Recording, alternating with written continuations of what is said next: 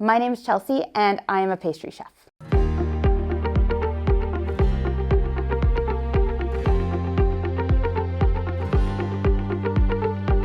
I've always enjoyed baking. I've loved working with ingredients. I grew up watching the sugar challenges on the Food Network, and it amazed me that people can take these raw ingredients and turn them into these amazing sculptural things that are also delicious.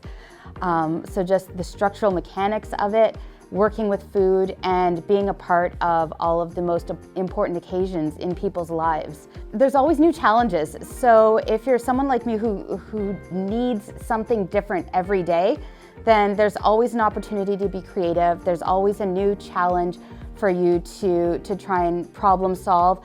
And there's so many different facets of the field that people don't really think about it. Some of my main responsibilities as a baker, right now I'm working in food safety, so I walk around an ingredient plant. I write all their policies. I make sure that everyone is following the health and safety regulations. I assist with research and development, so I get questions from clients, and then I help them solve their problems. They say, my bread is doing this and I want it to do this, how do I fix it?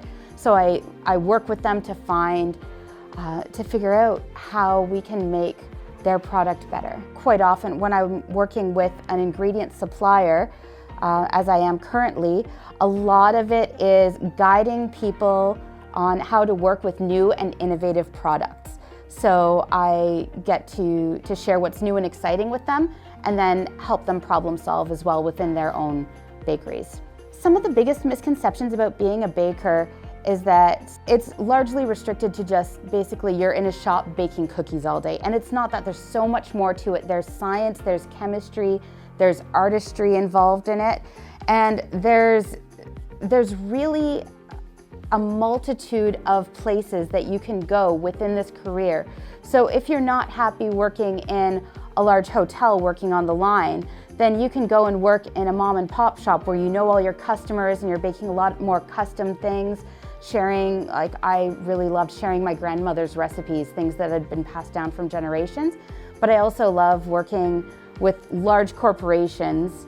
There's a misconception about women in the skilled trades right now, and being that it's difficult. It used to be very difficult for women in the skilled trades. There is still a bit of a male-dominated field in the kitchen, but typically I've not found that I've been discriminated against. I think that the women and men who have been working so hard to create gender equality within the skilled trades have been tremendously successful. In the last 15, 20 years, they've made massive strides. So don't be intimidated to try something just because you're female, or because if you're a minority or anything. There's a tremendous movement right now for inclusivity within the skilled trades. Anyone and everyone can be a skilled tradesperson regardless of where you come from. And there are programs now for people with disabilities as well. There's accommodations that can be made, so anyone can find a career within the skilled trades, especially in pastry. If you love pastry and that's what you want to do, then there is a spot for you. There is a place for you and you can belong. And if you're somewhere and you feel like you don't belong, then just try a different area of pastry, but really, there's room for everyone in this field.